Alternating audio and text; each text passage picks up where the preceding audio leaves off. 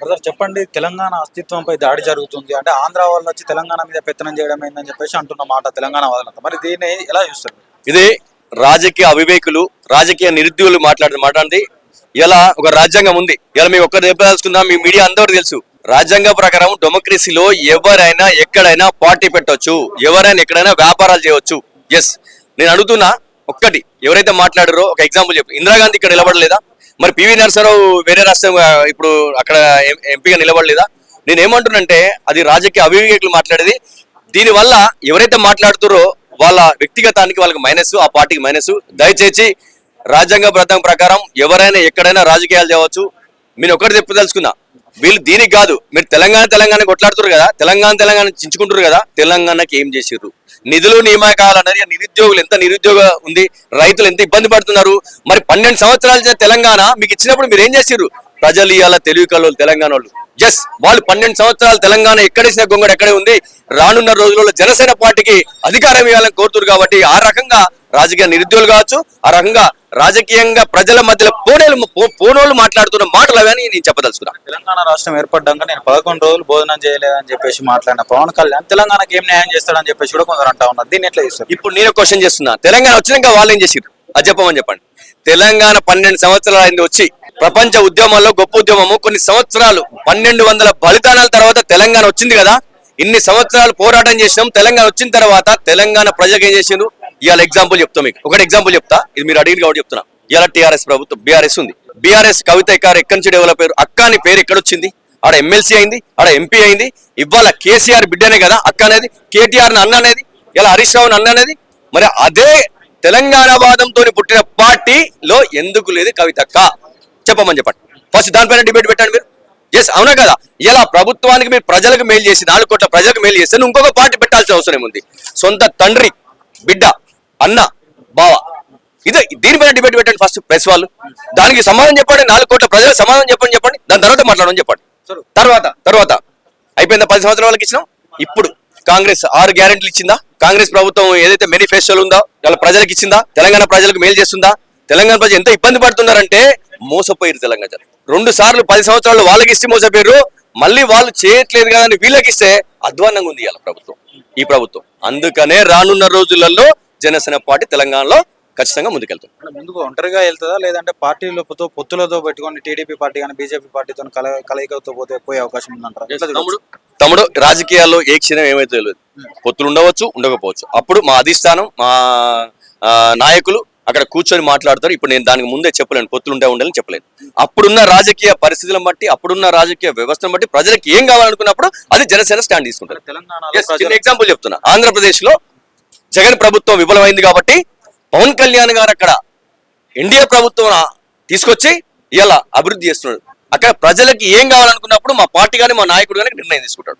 తెలంగాణ ప్రజల సమస్యల పట్ల ఏ విధంగా ముందుకు పోతాం జనసేన పార్టీ? ఖచ్చితంగా ఇక్కడ తెలంగాణ ఏదైతే తెలంగాణ కావాలనుకున్నామో బంగారు తెలంగాణ కాలేదు. కాబట్టి రానున్న రోజులలో మా అధినేత పవన్ కళ్యాణ్ గారు కావచ్చు, మా జనసేన పార్టీ కావచ్చు, అక్కడున్న ప్రజలు ఏం కోరుకుంటున్నారు, అక్కడున్న ప్రజలకి ఏం కావాలి, దానిపైన స్టాండ్ ఉంటుంది పాటిస్తాం. చెప్పండి, తెలంగాణ అస్తిత్వంపై దాడి జరుగుతుంది, అసలు ఆంధ్ర వాళ్ళు తెలంగాణకు వచ్చి పెత్తనం చేయడం ఏందని చెప్పేసి కొన్ని వార్తలు వస్తున్న పరిస్థితి కనిపిస్తాం. దీనికి సంబంధించి ఏం చెప్తారు సార్? చూడండి, ఇప్పుడు ఆంధ్ర వాళ్ళు తెలంగాణ బాధ్యత లేదు. ఇప్పుడు ప్రతి ఒక్క జనసేన పార్టీ నుంచి చూడండి, తెలంగాణ కొంచెం తిరిగిన వాళ్ళే, ఉద్యమకుల్లో తిరిగిన వాళ్ళమే. ఇది ఇప్పుడు డైవర్షన్ పాలిటిక్స్ అండి. ఇప్పుడు ఒకటే మాట, కేసీఆర్ గారు తెలంగాణ ఆత్మగౌరవంతో పార్టీ పెట్టారు. టీఆర్ఎస్ అంటే తెలంగాణ, మీకు కూడా గూస్ బంప్స్ వేసి ఉంటుంది. అప్పుడు తిరిగా మళ్ళీ పాటలు పాడి గద్దర్, తెలంగాణ ఒకటే కదా అంటే కేసీఆర్ ఒకటే, గద్దర్ కానీ పాడిన పాటలు కానీ తిరిగి పెడిగా ఎంత చేసి కొట్లాడుతున్నామో తిరిగాం, దాంట్లో చేస్తాం.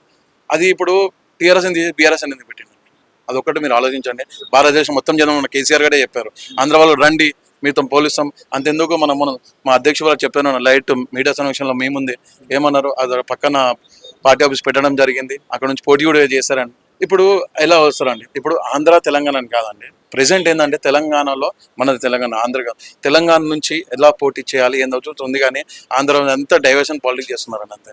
దాన్ని బట్టి ఇదంతా జస్ట్ రావడం, పవన్ కళ్యాణ్ వస్తే ఏడ గట్టి అవుతారు, ఎక్కడ పోతుంది అని చెప్పేసి వీళ్ళకి భయమో లేదంటే ఏదో తెలియదు కానీ ఇవన్నీ తీస్తున్నాను అని ఒక్క అతను స్టార్ట్ చేసిన దాన్ని ఇంతగానో హైలైట్ చేస్తున్నారంటే మీరు చూసుకోవచ్చు.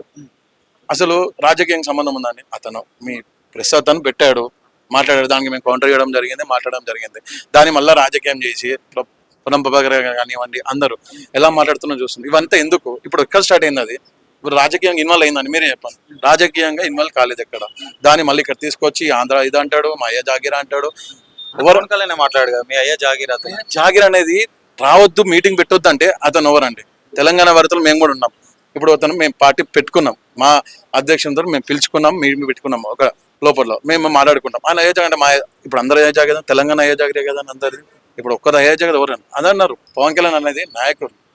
ఎందుకు అంటున్నారు, ఎందుకు రావద్దని అంటున్నారు? ఏంది ఇదే మీ జాగర అని? తెలంగాణ అందరిది, తెలంగాణ ఉంటున్న అందరూ పక్క వాళ్ళది వస్తుంది.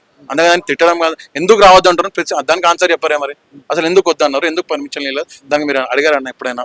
మీరు చెప్పండి. ఆంధ్రాలోనే దిక్కు లేదు, తెలంగాణకు వచ్చి నేనేం చేస్తాను అనే మాటలు. ఆంధ్రలో దిక్కు లేదు అనేది డైరెక్ట్ పవన్ కళ్యాణ్ గారు డైరెక్ట్ చెప్తున్నారండి. చూడండి అంత నేను ఏం చెప్పాడు, ఆంధ్రలో దిక్కు లేదంటే ఇప్పుడు 2000 కోటిలో పార్టీ పెట్టారండి. తెలంగాణలో ఫస్ట్ ఇక్కడ ఆయుధం ఇచ్చారు, తర్వాత ఆంధ్రాకి వెళ్ళి తిరిగారు, అక్కడ చాలా అన్యాయం జరుగుతుంది చేశారు, పార్టీ పెట్టిండు, అప్పుడు సపోర్ట్ చేశారు. తర్వాత 2019లో పోటీ చేశారండి. అండి అక్కడ ఉన్న పాలిటిక్స్ అండి, ఇప్పుడు మనం తిరిగి చెప్పడం కాదు, అక్కడ ఉన్న పాలిటిక్స్ అని చూడడం కానీ చేయడం కానీ. తర్వాత పొత్తులు విధానం పెట్టుకున్నారు, అతను ఉన్న మనకు కావాల్సిన సీట్లు తీసుకున్నారు, 21 to 21 తీసుకెళ్చారు, 2 ఎంపీలను గెలుచుకున్నాడు. చాలు రేపు ఇంకా ఇప్పుడు చెప్పడం కాదు, ఒక నోటి అనేయడం కాదండి. రాజకీయం అనేది అందరికీ తెలుసు. ఇప్పుడు వాళ్ళకు కూడా మాట్లాడే వాళ్ళకి కూడా తెలుసు, వాళ్ళు ఎంత కష్టపడి వచ్చు. వాళ్ళు కూడా ఒట్టినా రాలేదు కదండి, చేశారు. ఇప్పుడు గ్రౌండ్ వాళ్ళకి తెలుసు. కావాలని చెప్పి ఇవన్నీ తీసి ఆంధ్ర తెలంగాణని తీసి ఇప్పుడు ఎందుకు అంటున్నారు ఆంధ్ర తెలంగాణ? మరి కాంగ్రెస్ ఎక్కడండి? కాంగ్రెస్ పెట్టారు, ఇప్పుడు బీఆర్ఎస్ అయింది, జనసేన అయింది.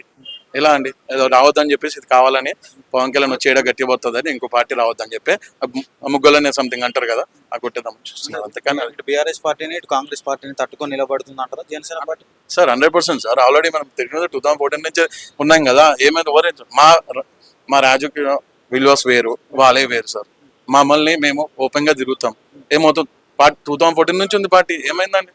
ఇప్పుడు ఇంకా నాకు తెలిసి ఒక మీటింగ్ క్యాన్సిల్ చేసి వీళ్ళు మాట్లాడడం వల్ల మాకు అయిపోయింది. కానీ ఎలాంటి లేదు, వీళ్ళు కోరి తెచ్చుకున్నారు.